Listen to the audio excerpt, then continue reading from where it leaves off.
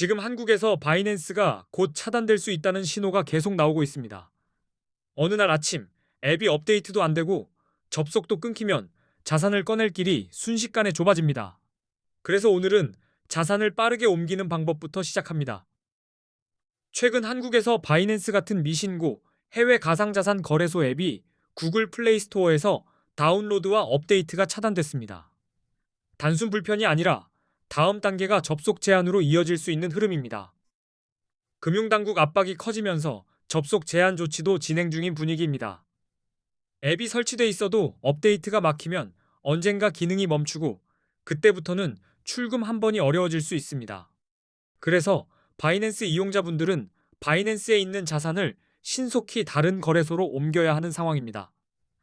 신규 이용자분들은 앱 설치가 어려워졌고 기존 이용자분들도 안심할 단계가 아닙니다. 이번 제재는 FIU에 정식 신고하지 않은 해외 거래소를 겨냥한 조치입니다. 국내 기준으로 신고된 가상자산 사업자 VASP 목록에 없으면 압박을 받는 구조라고 보시면 됩니다. 차단 원인의 첫 줄은 FIU 미신고입니다.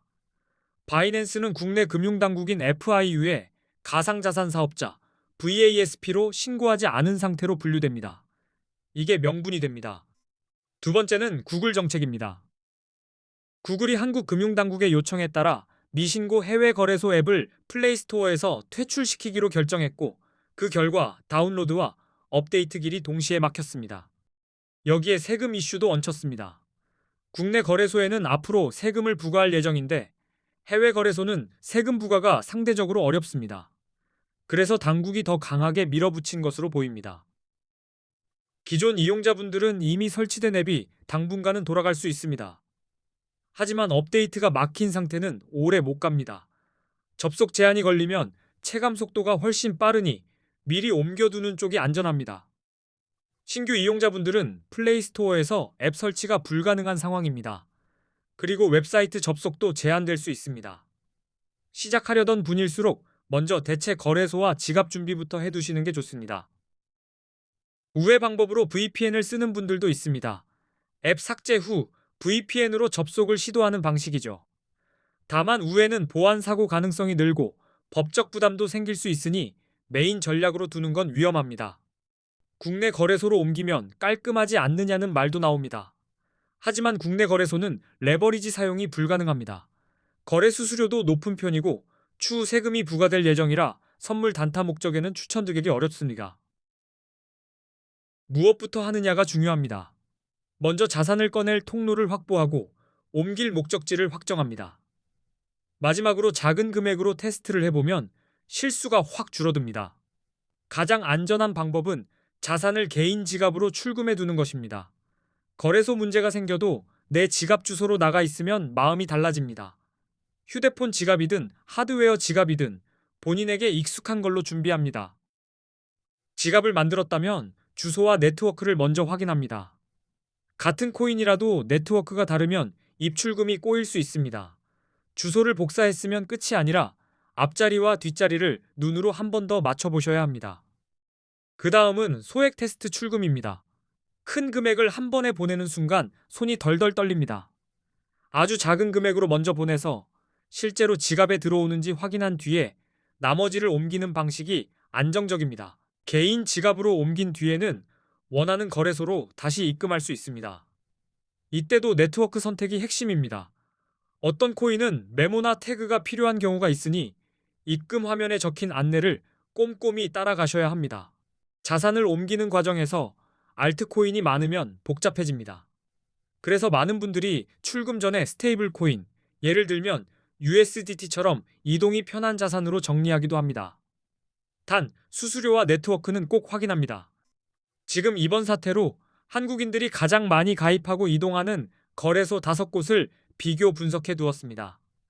실제로 이동이 몰리는 곳을 기준으로 잡았고 초보자분들이 막히는 부분을 중심으로 정리했습니다.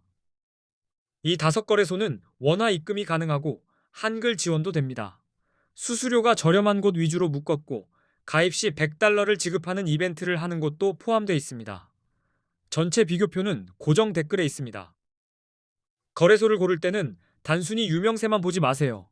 입출금 속도, 고객센터 응답, 원화 입금 편의, 거래량, 수수료 구조를 같이 봐야 합니다. 그걸 한눈에 보시라고 5곳만 골라둔 겁니다. 이제 자산 이동 이야기는 여기서 마무리하고 선물 단타 기본으로 넘어가겠습니다. 선물은 방향만 맞히는 게 아니라 진입 위치와 정리 계획을 함께 세우는 게임입니다. 초보자분들은 기준부터 잡아두면 됩니다. 비트코인 같은 암호화폐는 변동성이 매우 큽니다. 같은 날에도 위아래로 크게 흔들리니 감으로 들어가면 정신이 빠집니다. 그래서 단타는 짧게, 명확하게, 규칙적으로 하는 게 핵심입니다. 선물에서 자주 듣는 단어가 레버리지입니다.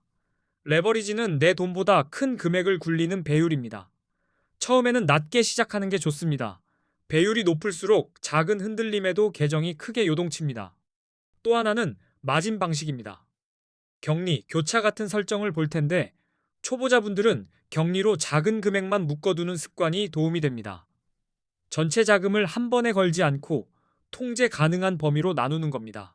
주문 방식도 꼭 알아야 합니다.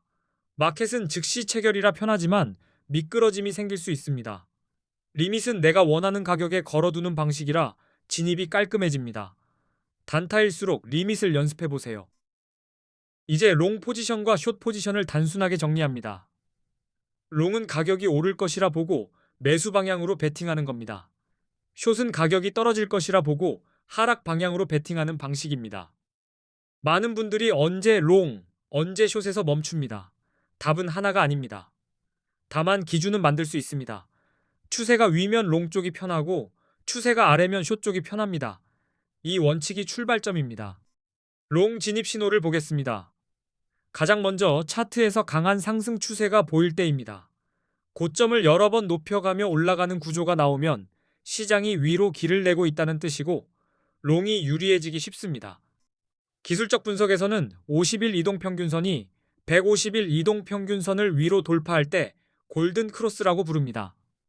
이 신호는 중장기 방향이 위로 기울었다는 의미로 자주 해석됩니다. 물론 골든 크로스 하나만 믿으면 안 됩니다. 신호가 나온 뒤 가격이 눌리는 구간이 나오기도 합니다.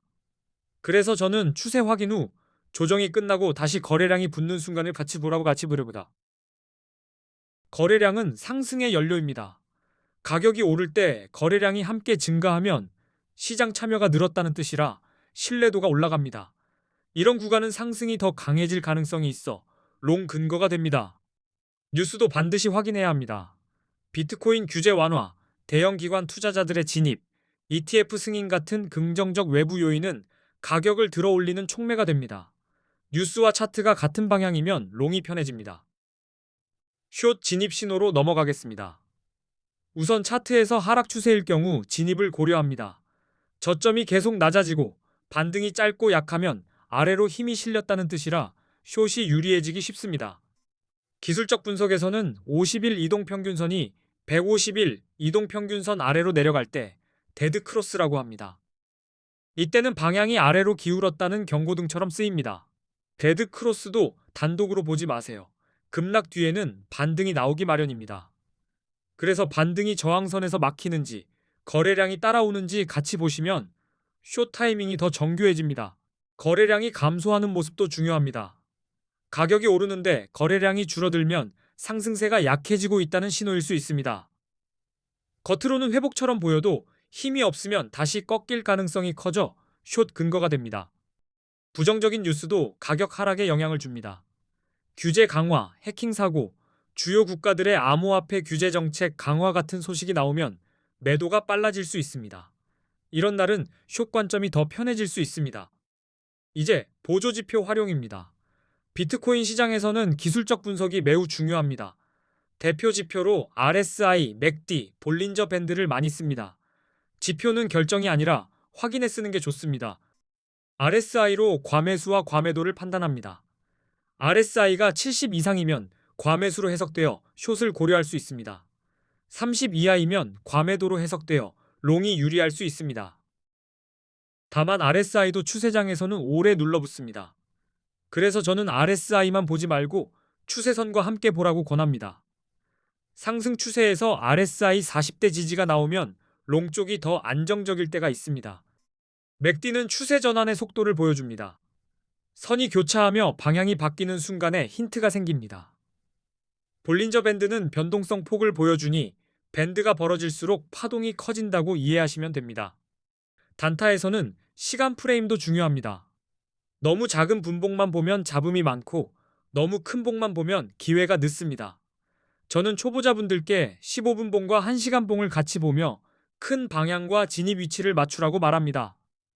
실전 예시를 하나 들어보겠습니다. 상승 추세에서 가격이 이동평균선 근처로 조정받고 거래량이 줄었다가 다시 붙는 순간이 나옵니다.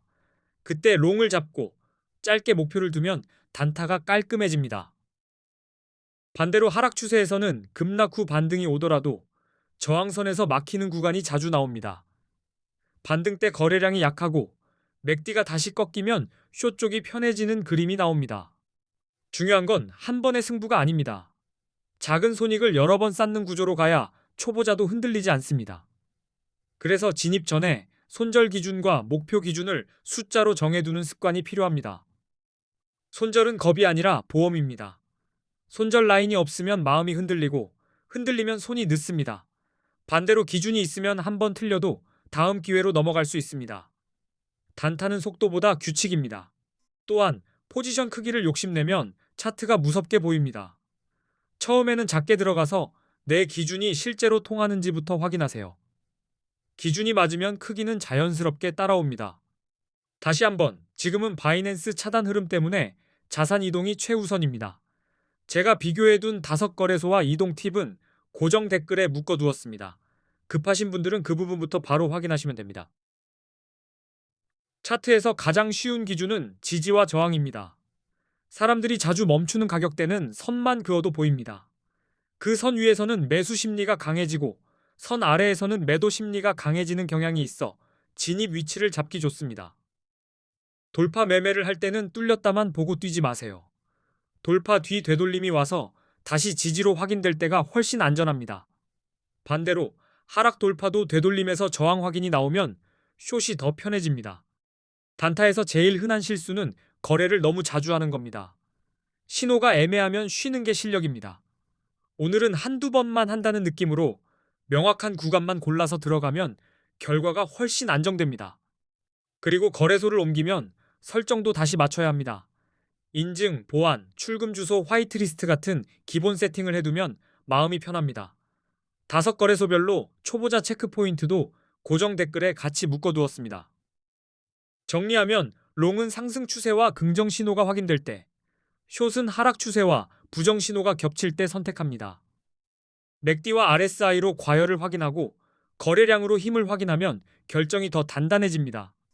오늘 내용이 코인 단타와 선물 진입에 도움이 되셨다면 앞으로도 누구나 따라할 수 있게 더 쉽게 풀어드리겠습니다.